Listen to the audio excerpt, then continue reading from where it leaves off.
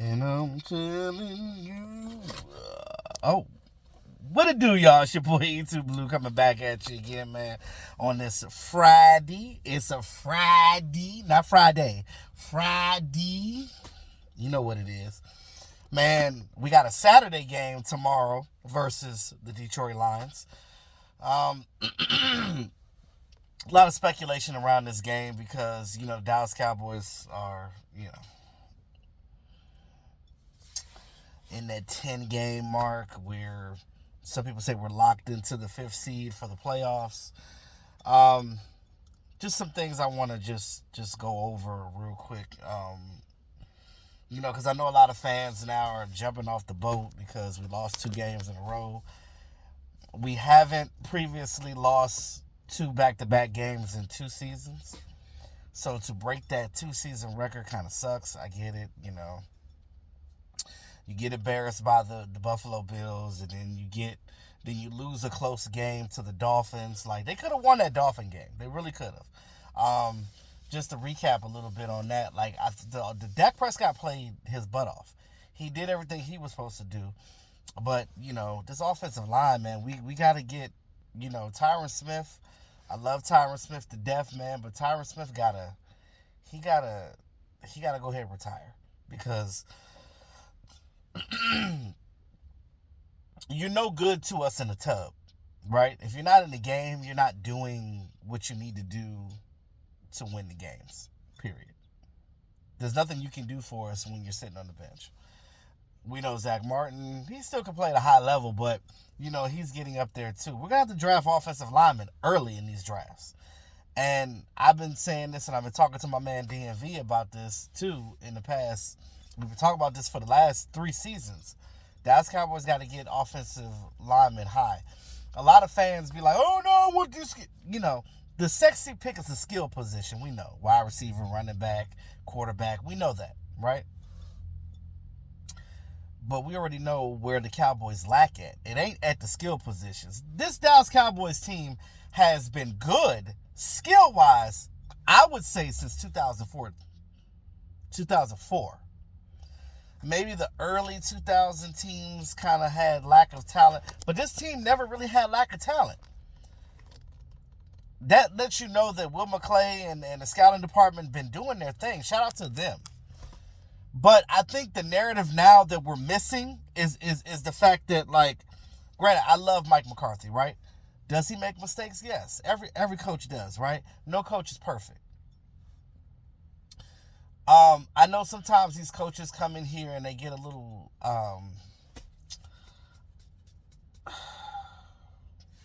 stubborn, right? Sometimes they want to do certain things their way. One thing I notice about Mike McCarthy is sometimes he gets a little nervous in some games, right? Because I know for him, he's not used to like a lot of this attention, right? Because in Green Bay, their ownership is owned by the fans, right? So it's not really much. They don't get talked about like that. The Dallas Cowboys is in the news 24/7. Jerry Jones likes that. He's used to that, blase, blase. There's pros and cons to that. Like, us as Dallas Cowboy fans, we have to understand that, like, we're fans of a team that's different than any other, right? It's hard to be a Dallas Cowboy fan. And I tell people this all the time. It is not, if you claim to be a Dallas Cowboy fan, that means you're die hard. Because it's hard to be a Dallas Cowboy fan week in, week out. Going through those years of Jason Garrett, 8-8, 8-8, 8-8, 8-8, 8-8, 8-8. And then you might get a 9-win season here and there, but it just wasn't consistent. Now with Mike McCarthy, we had 2 back-to-back 12-win seasons. We could go 3 if we win these next 2 games.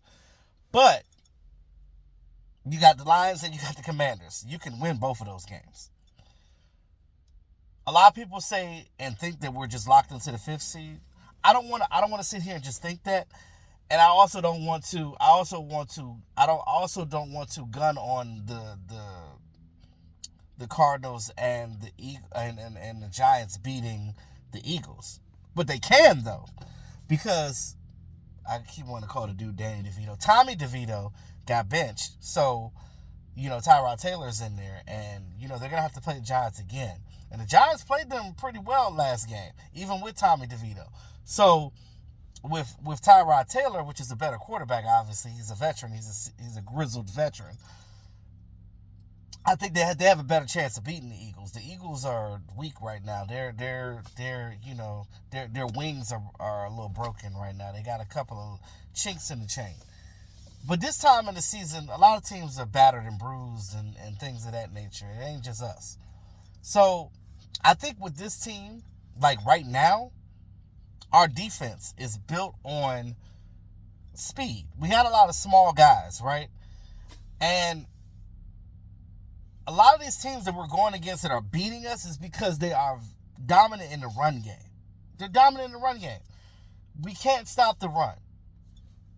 Other than, without having Hankins in there, you could see the difference. When Hankins is in there, we're more dominant. You can see we're more physical. But this defense is predicated on fast, pass-rushing defensive ends to get to the quarterback quick, and our secondary getting these turnovers. That's what we're good at. That's why you've seen earlier in the season Dallas Cowboys having a bunch of pick sixes and interceptions and things of that nature, and our defense doing great, right? Getting turnovers. But in games when you have teams that are ground and pound that don't throw the ball as much, it's the dynamic of when the Cowboys are not getting turnovers, they're not as good, right? We're getting run over because we're smaller, right? We're not a big, bruising defense. We're not a big, physical defense. That's how the Ravens beat the 49ers. Not because they were stopping the run, because they damn sure wasn't stopping the run. They were getting interceptions. They were hitting hard. You could hear it again. Pads was clicking. Them pads was clicking. You got to hit, bro. And I'm going to tell you, I know this time in the season, a lot of the young players, because we got a lot of young players in this team, they get unfocused, especially because they're not focused because of the simple fact that we already clinched, right? We clinched a spot in the playoffs. So some of the players might have the mind, and I'm not saying that they do, but it's possible they can have the mindset of, and it's easy to have the mindset of, we're in the playoffs, let's save ourselves for the playoffs. Sounds good, but not really, because you're still fighting for something right now. It's not like you're locked into the first seed, and no matter what you do, I can see if you are locked into the first seed, and no matter what you do, you got a bye week and everything. No, you're not there. You're at the 5th seed. And at the 5th seed, you have to travel throughout the playoffs. You ain't got no home games. So you would try to get that 2nd seed so you can have some home playoff games. That's what you want, right? That's the goal. Because we know the Dallas Cowboys play well at home. We have a great record at home. We're damn near undefeated at home. If we win this home game tomorrow, we would have won every home game this season. Y'all know that? So you got to beat the Lions. Another reason why you got to beat the Lions is because Jimmy Johnson is getting inducted into the Ring of Honor, the Cowboys Ring of Honor. All the alumni guys are going to be there. All the living legends of the 90s Super Bowl, anybody who played under Jimmy Johnson is still alive, is going to be at this damn game. You know the triplets going to be there. You know that. You know you're going to see Aikman. You know you're going to see Emmitt Smith. You know you're going to see Michael Irvin. You're going to see these guys at this game.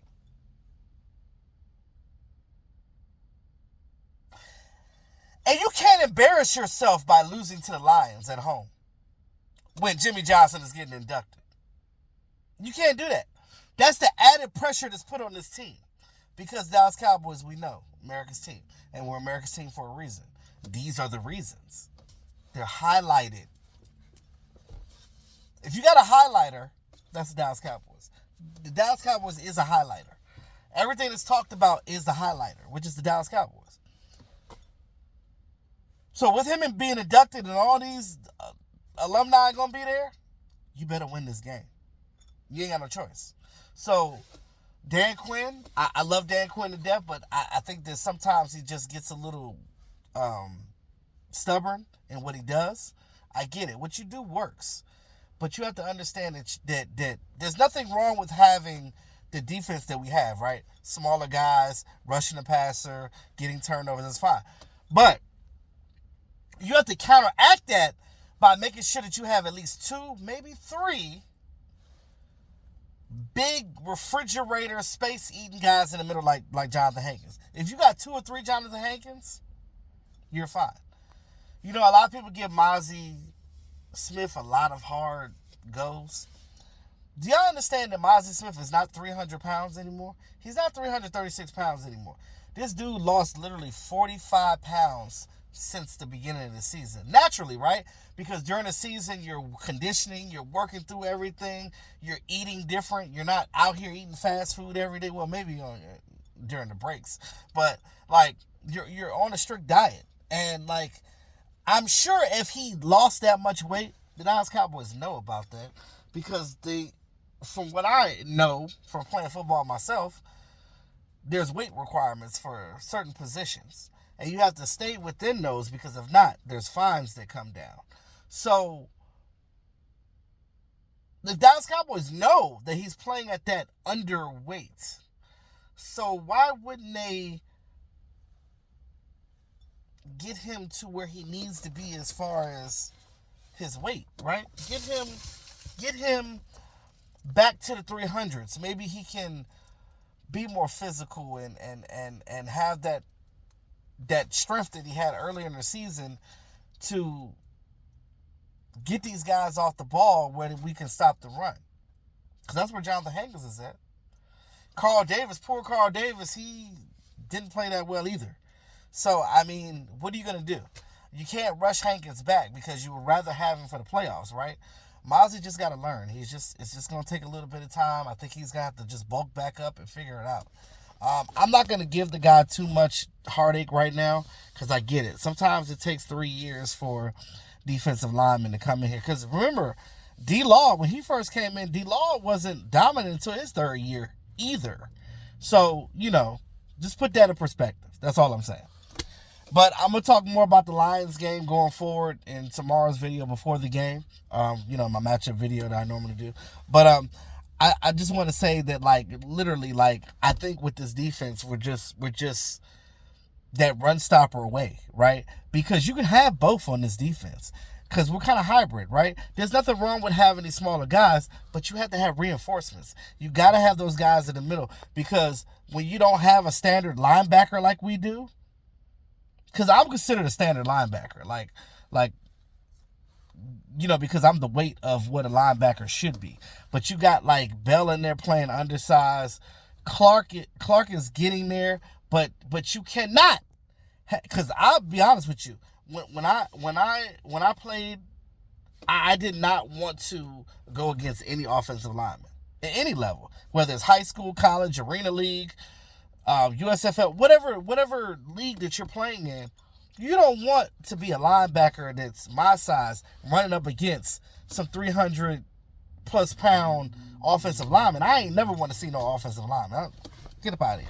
You know what I'm saying? I'm trying to make sure that lane is open. If I'm a blitz, that lane got to be open for me, a direct path to the quarterback. I'm not going toe to toe with no damn offensive lineman. That's why I said I got a lot of respect for Michael Parsons being the size that he is and bowling through these offensive linemen. I don't like it. That's disaster. That's asking to get injured. I ain't trying to do that. Nope. But again, that's what they are in that middle, that nose tackle, that one tech. They're made to eat up all of that so the linebackers can play free outside of that. So if the running back leaks out, they know where he is. They can tackle him right then and there. And that's what it is. You're about to go against Ty Montgomery and Jahmyr Gibbs, that running back. And Detroit plays physical. So you're going to have to match their physicality in this game. This all playing soft and stuff. You got to figure it out. and get the win, because you better win this game. But that's all I got for right now, guys, man. Like, share, subscribe to the channel, man. It's your boy, YouTube Blue, always keeping it real. Peace out.